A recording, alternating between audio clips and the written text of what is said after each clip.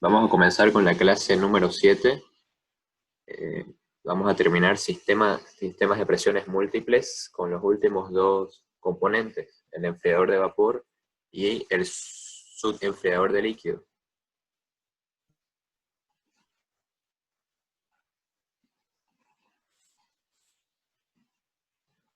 Este sería un ciclo con un enfriador de vapor. Lo que se hace es utilizar dos compresores. Luego del evaporador, cuando sale el refrigerante del evaporador, entra el primer compresor y ese vapor recalentado se hace burbujear a través de este componente que se llama subenfriador, enfriador del vapor. El refrigerante recalentado burbujea en el líquido de este componente y se enfría hasta la fase de vapor saturado seco. Y también parte de ese líquido saturado va a pasar a ser vapor saturado seco. Hay un intercambio de calor directo. De este componente sale vapor saturado seco e ingresa al compresor número 2. Eso es lo que hace el enfriador del vapor. Con esto se consigue reducir el trabajo de compresión, porque al segundo compresor ya no va a entrar vapor recalentado, sino vapor saturado seco únicamente. Vamos a hacer el siguiente ejercicio con este ciclo. Un sistema de refrigeración de vapor utiliza un enfriador de vapor para operar con enfriamiento intermedio. La presión en el condensador es de 9,3 y 1,4 en el evaporador. Para nuestro diagrama presión-entalpía sería de la siguiente manera. El refrigerante sale del condensador como líquido saturado seco, ingresa a la válvula y se expande hasta la presión intermedia. Se separa en líquido saturado seco y en vapor saturado seco. El líquido saturado seco pasa a través de una válvula de expansión, la presión cae hasta la presión del evaporador, ingresa al evaporador y sale como vapor saturado seco, en el estado 6. En el estado 6 el refrigerante ingresa al compresor y se comprime hasta la presión intermedia para poder mezclarse nuevamente con el líquido saturado seco que es separado. Las líneas rojas siempre las van a utilizar para representar intercambio de calor. En este caso hay un intercambio de calor del líquido saturado seco y de ese vapor recalentado. Ambas partes del refrigerante van a llegar a ser vapor saturado seco en el mismo estado que el estado 3. Podemos llamarlo estado 8 si queremos.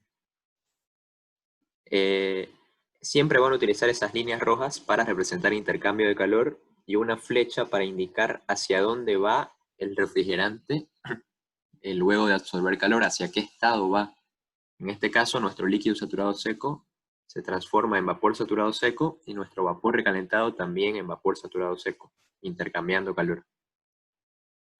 El refrigerante en el estado 3 o estado 8, que viene a ser el mismo, entra al compresor 2, se comprime hasta la presión del condensador, ingresa al condensador y se repite el ciclo.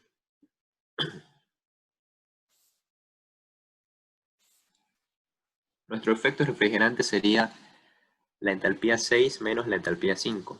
El trabajo de compresión 1 sería la entalpía 6 menos la entalpía 7. Y el trabajo de compresión 2, la entalpía 8 menos la entalpía 9.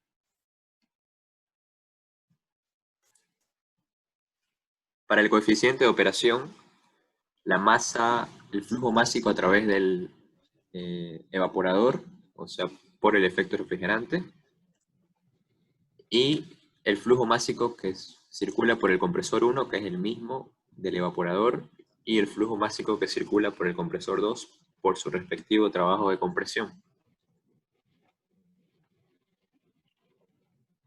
Para el estado 1 tenemos líquido saturado seco que sale del condensador a la presión de 9,3.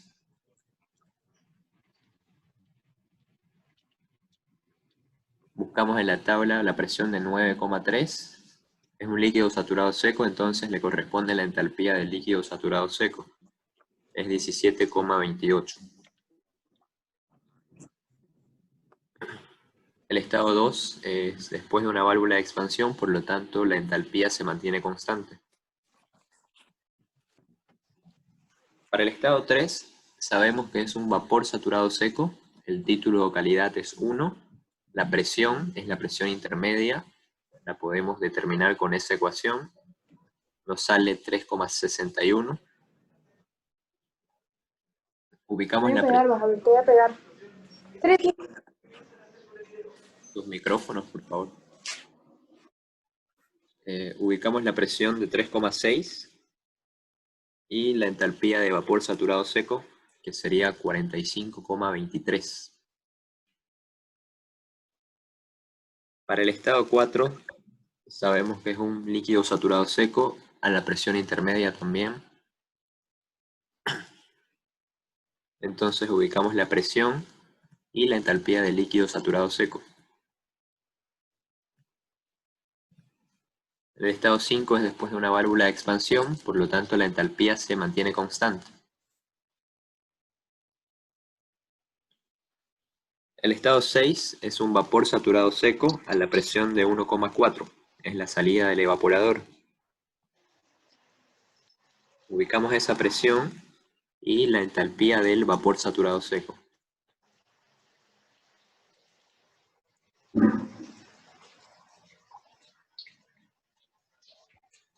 También vamos a ubicar la entropía porque el refrigerante en el estado 6 ingresa al compresor, por lo tanto la entropía se mantiene constante y nos va a servir para definir el próximo estado. El estado 7. Para el estado 7 conocemos la presión, tiene que comprimir hasta la presión intermedia para poder mezclarse con el líquido saturado seco del enfriador. También la entropía la tenemos, se mantiene constante, es la misma del estado 6. Con esos dos datos vamos a utilizar el diagrama presión-entalpía. Ubicamos el estado 6, está la presión de 1,4. Trazamos una línea de entropía constante y ubicamos el estado 7 a la presión de 3,61 o de 3,6. Trazamos la línea vertical y leemos la entalpía, aproximadamente 46. Para el estado 8 conocemos el estado del refrigerante, es un vapor saturado seco, y la presión, que es la presión intermedia, 3,61. El estado 8 es similar al estado 3, es el mismo estado, solamente que puede variar el flujo de masa.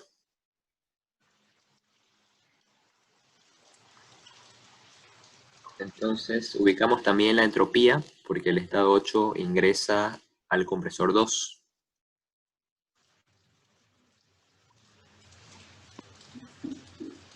Para el estado 9 conocemos la entropía y la presión de salida del compresor, o la presión del condensador. Entramos al diagrama, ubicamos el estado 8 a la presión de 3,6 en el punto de vapor saturado seco. Trazamos la línea de entropía constante.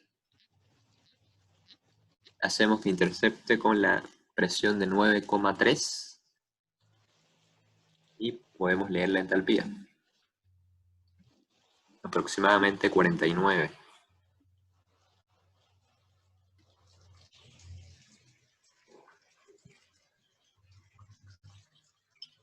Bien, ya podemos calcular el efecto refrigerante, que habíamos dicho que es la diferencia entre la entalpía 6 y la entalpía 5.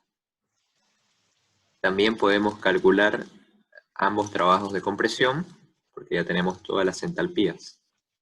Pero todavía no podemos determinar el coeficiente de operación, porque no conocemos el flujo másico. Tampoco el enunciado nos da alguna capacidad o algún flujo másico que nos ayude a calcular los demás. Entonces lo que vamos a hallar es una relación de flujos másicos para este ejercicio. Vamos a dividir todo entre el flujo másico 5, que es el que se repite. Si nosotros observamos, el flujo másico 5 es igual al flujo másico 6. Entonces podemos dividir entre el flujo másico 5 para simplificar. Flujo másico 5 sobre flujo másico 5 queda 1. El flujo másico 6 es igual al flujo másico 5, entonces también va a quedar 1. La única relación que tenemos que encontrar sería el flujo másico 8 sobre el flujo másico 5. Vamos a hacer un balance general de masa. Probando el diagrama del ciclo, nosotros vemos que el flujo másico 1 es igual al flujo másico 2, igual al flujo másico 8 e igual al flujo másico 9. El flujo másico 4 es igual al flujo másico 5, al flujo másico 6 y al flujo másico 7. Y vamos a hacer un análisis en nuestro componente, en nuestro enfriador del vapor. Si nosotros observamos, tenemos dos entradas y dos salidas. Las entradas son el flujo másico 1 y el flujo másico 7. Y las salidas el flujo másico 4 y el flujo másico 8. Nuestro balance de energía quedaría así. Si nosotros observamos nuestro balance general, el flujo másico 1 era igual al flujo másico 8. Entonces podemos reemplazar ese valor, flujo másico 1 por flujo másico 8, y el flujo másico 7 es igual al flujo másico 4. Entonces también reemplazamos, manteniendo la entalpía, por supuesto, del flujo másico original, que sería en este caso el 7, y acá la entalpía 1. Reacomodamos la ecuación para poder factorizar. Factorizamos y encontramos la relación entre el flujo másico 8 y el flujo másico 4. Es 1,303. Pero si nosotros observamos, el flujo másico 4 es igual al 5. Entonces ya tenemos la relación que estamos buscando para poder calcular el coeficiente de operación, que era esa, recordemos.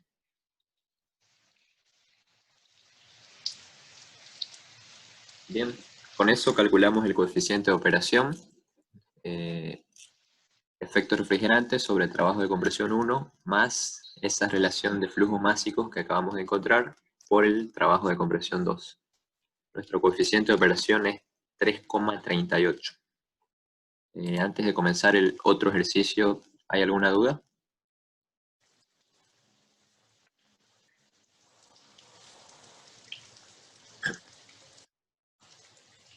Bien.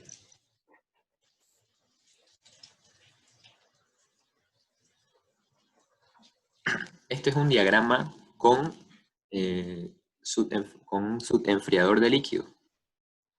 La diferencia, también hay un intercambio de calor utilizando el líquido subenfriado, pero a diferencia del enfriador del vapor, aquí no entran en contacto directo los fluidos. Hay un separador de pared. Un intercambiador de pared sería.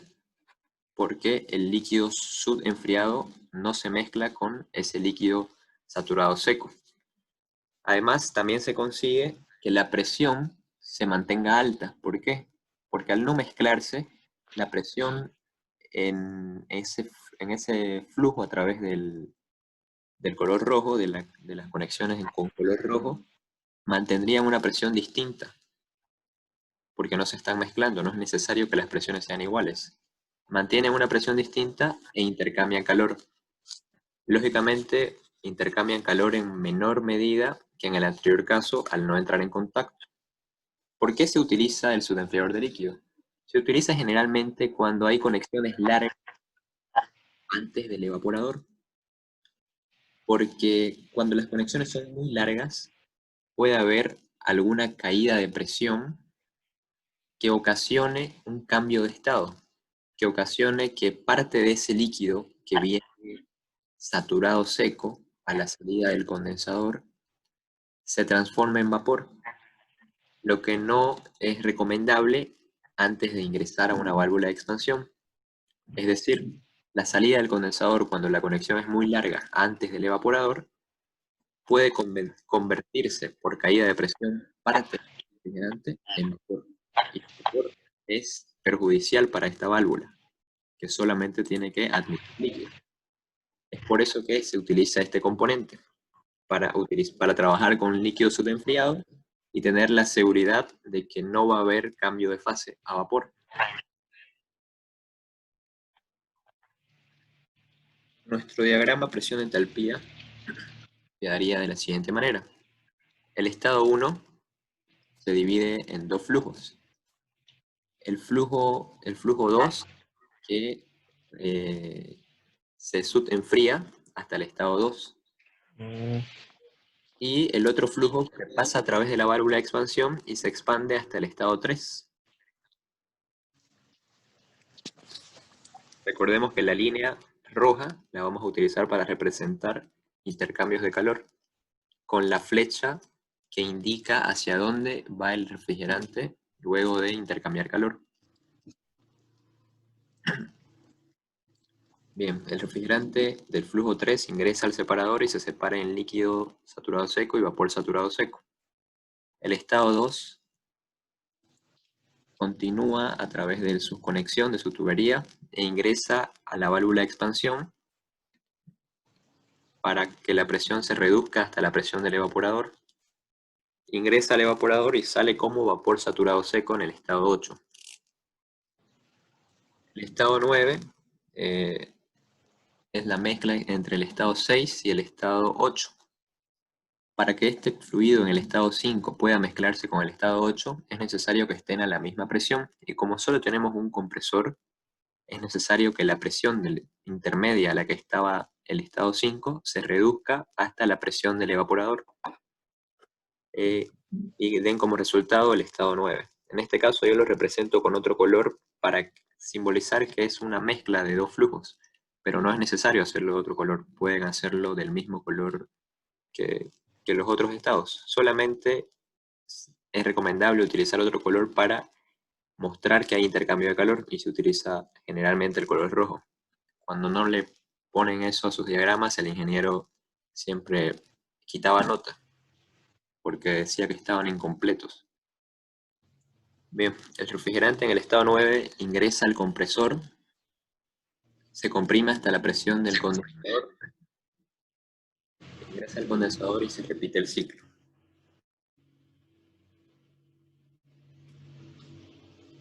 Nuestro efecto refrigerante sería la entalpía 8 menos la entalpía 7 para este ejercicio.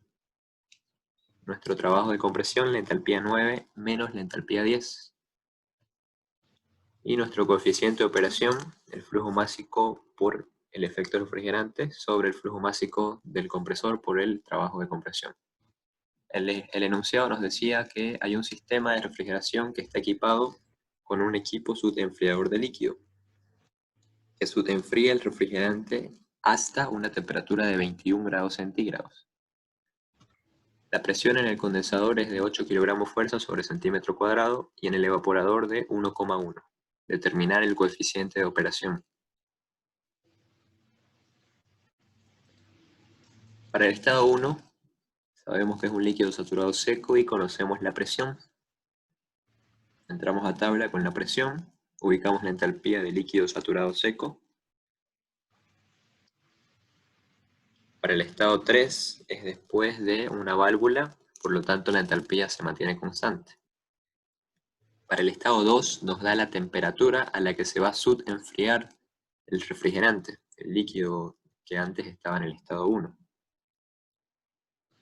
Como es un estado subenfriado y no tenemos tablas de freón subenfriado, vamos a utilizar la aproximación que se suele utilizar, que es utilizar la temperatura o la presión y ubicar directamente la entalpía de saturación, porque no hay mucha variación entre la de saturación y la de un líquido subenfriado. Y como no tenemos tabla, utilizamos esa aproximación. La entalpía 2 entonces sería 13,36. Para el estado 4 tenemos el título o calidad y podemos encontrar la presión, que es la presión intermedia. Con esa ecuación calculamos la presión intermedia, 2,97 nos saldría.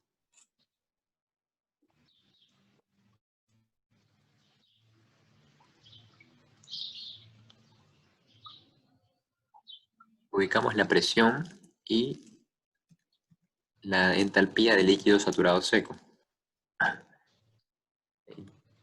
No es necesario que interpolemos en este caso porque es muy aproximado. Podemos trabajar directamente con la presión de 3,03. No hay mucha diferencia entre ese valor y 2,97.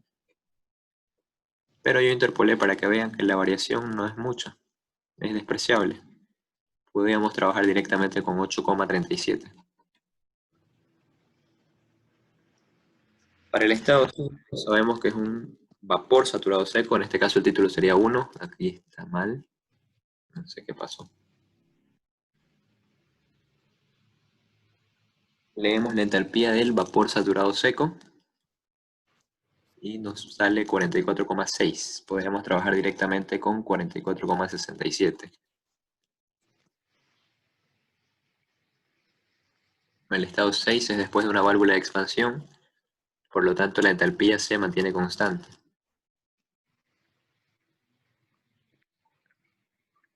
El estado 7 es después de una válvula de expansión, por lo tanto la entalpía 7 va a ser igual a la entalpía 2. Ingresa al evaporador. Tenemos el título y la presión del evaporador. La presión sería 1,1, nos dice el enunciado, ¿no? Aquí puse 1,4, eso también está mal. La entalpía sería 41,72 a la presión de 1,1, que es la que nos dice el enunciado.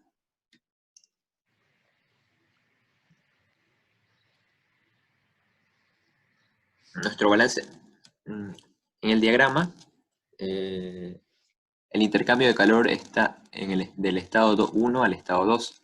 También estaría del estado 4 al estado 5.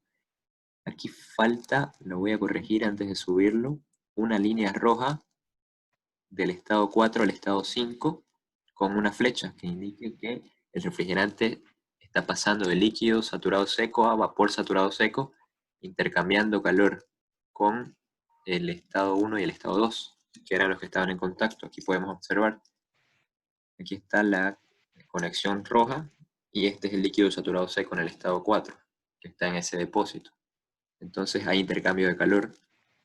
Este se subenfría y este pasa de líquido saturado seco a vapor saturado seco. Bien, continuemos. Balance de masas. El balance de masas para el ciclo sería el flujo másico 1 igual al flujo másico 9 e igual al flujo másico 10. El flujo másico 2 es igual al flujo másico 7 e igual al flujo másico 8.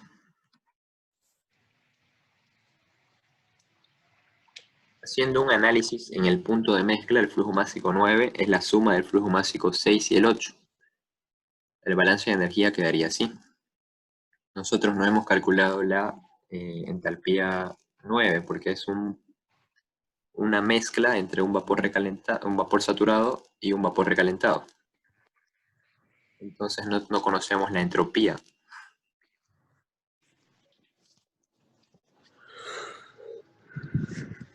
Para calcular la entalpía 9 podemos hacerlo con relación de flujos másicos.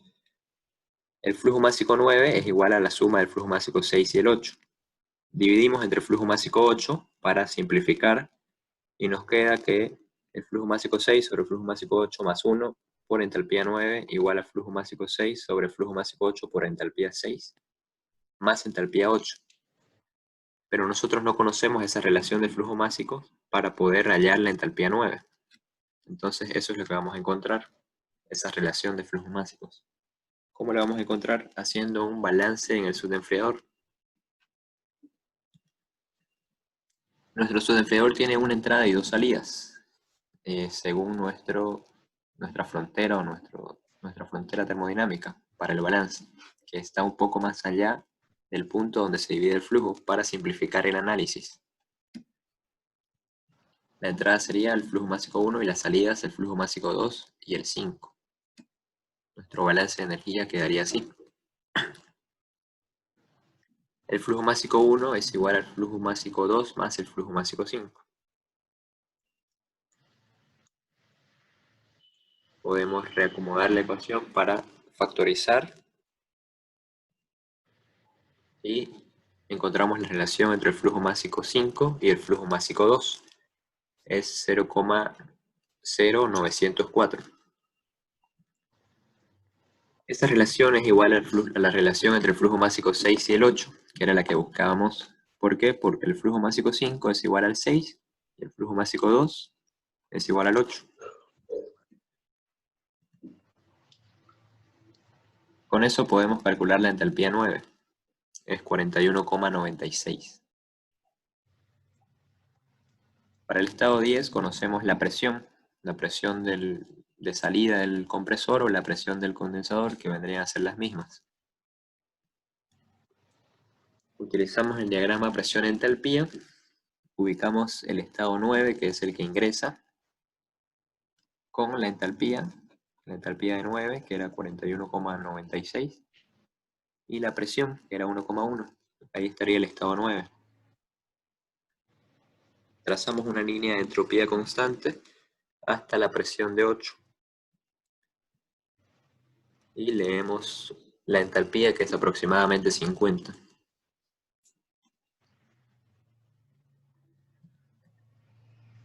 Entonces el efecto refrigerante sería 28,36. El trabajo de compresión menos 8,04. Para el coeficiente de operación tenemos que dividir entre el flujo másico 7 para poder simplificar.